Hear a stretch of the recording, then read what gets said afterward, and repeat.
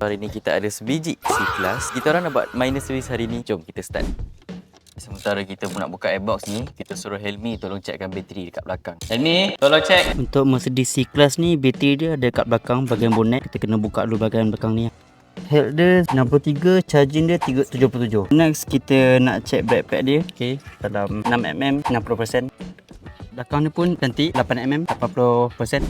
So air filter dia dalam keadaan baik. Kita nak tembak angin lah. Okey, sekarang kita nak keluarkan cabin filter dia untuk kita check. Alright. Cabin filter dia cantik. Untuk model C-Class ni, cabin filter dia ada dua. Satu kat dalam, satu kat luar. So ni cabin filter dia yang belah luar. Cantik lagi. So kita nak sebuah angin lah. Sebuah kedua-dua sekali. Siap semua full checking. Sekarang kita nak drain minyak pula. Dia tahan hitam minyak dia ni. So kita nak pergi buka punya oil filter. Alas kain. So mana punya oil filter dia? Kita tanggal. Sepatutnya dia melekat. Jom kita pergi bengkel kita. So inilah bengkel kita. So sekarang kita nak replace semua o-ring-o-ring yang lama.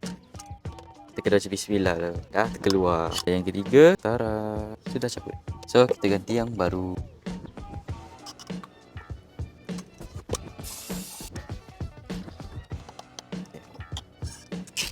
Dah kecapkan ni. Sekarang kita nak tengok pula bawah tu kita dah siap drain ke belum.